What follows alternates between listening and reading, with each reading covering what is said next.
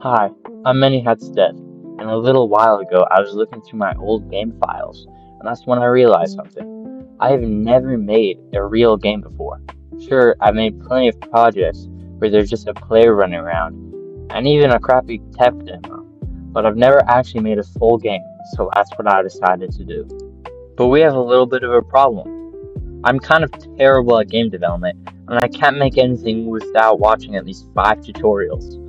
So I'm going to set a rule for this game, which is that I'm, at most, only allowed to watch one tutorial, which is going to be a really struggle for me. Well, what type of game are you going to make? Well, thanks for asking. I heard horror games are easy to make, so I think I'll make one of those. Oh, whoever would have guessed? Man, shut your bitch ass up. Well, anyway, I decided to make a horror game because it's one of the easiest game genres to make, and I think it'll be good with my, well, lack of skill. I started by taking a player move from my last game and putting it into my new game. And once I had a map laid out with my player in it, it turned into a pretty good base for my game. But wait a second, this is supposed to be a horror game, and everyone knows that the player in every horror game has to have the speed of an 89-year-old obese man who lost both of his legs, and this is just too fast. So I'm gonna have to change the walking speed and running speed to be slower.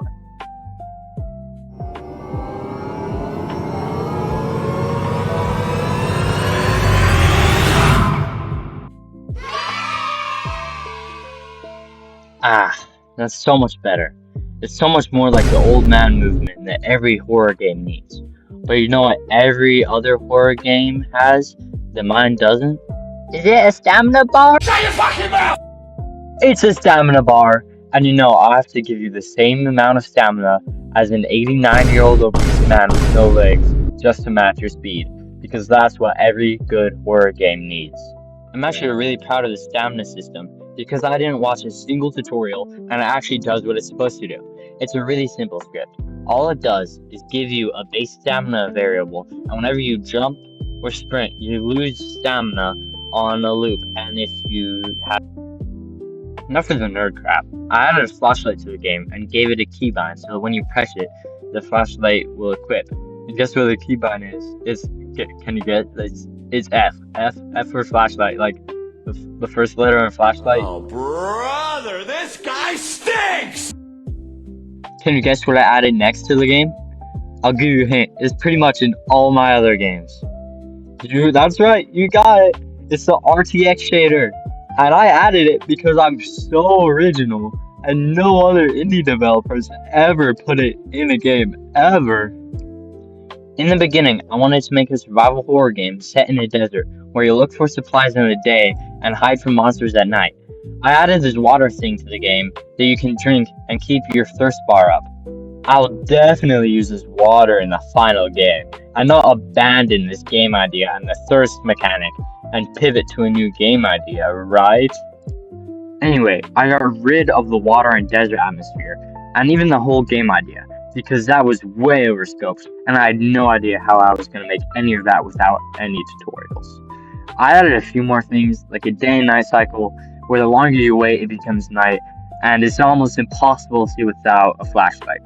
I can really see how that would be scary with a monster.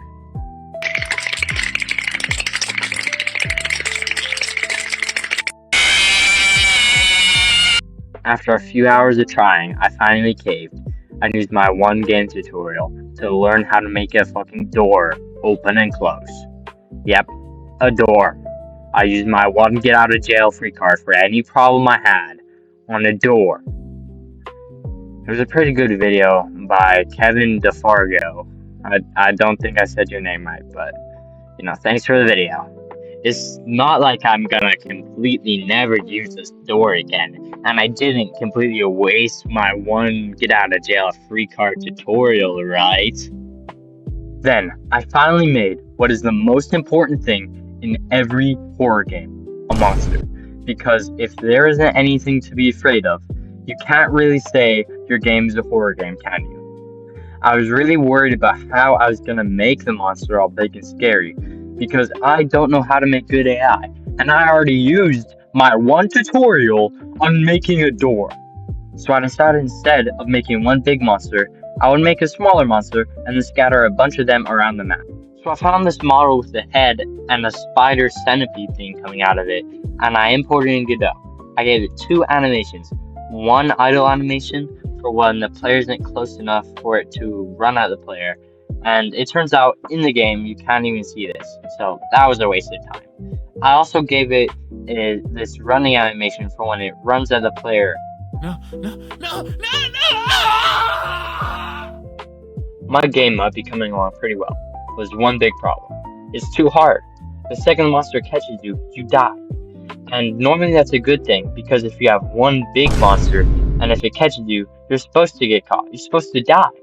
But when you have a bunch of little smaller monsters, it's a lot harder for the player to survive. So a good way to fix this is a health system. So that's exactly what I added. I had a health bar and put it right below the stamina bar. So whenever the monster hits you, you take damage. And when you take enough damage,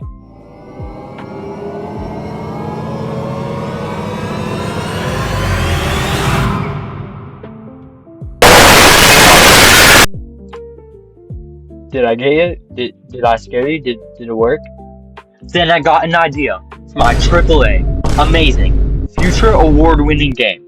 My idea is that you're a miner who got into an accident while mining, and you have to explore a cave to find a rope to bring back to the beginning to help yourself escape. The first thing I had to do in my new game idea was make a cave, and I found this great asset pack in itch.io called Mines and Cave. I only used the cave part of it, but it has a great other half. It took me a few hours, but I made the cave.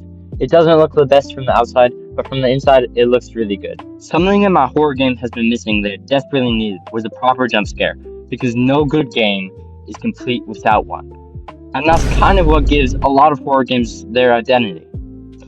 All it is really just a big eye appears on screen for a second when you die. It's not AAA quality by any means, but it's good enough for my game. Then I modeled the rope in Blender, so you actually have something to look for. That's the whole point of the game. Did you really forget about that? Are you that stupid?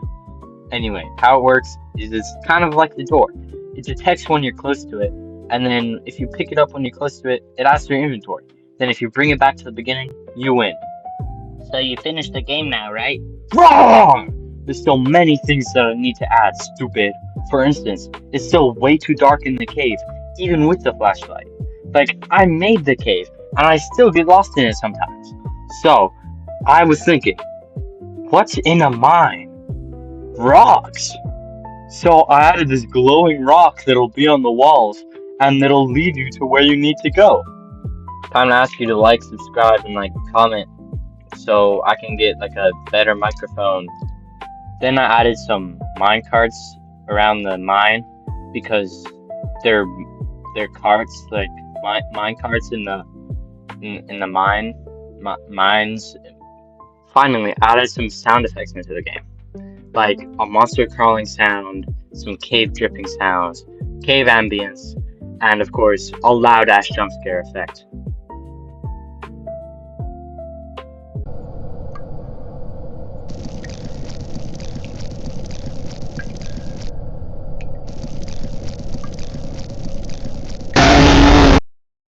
Thank you all for watching, and here's the full playthrough of the game.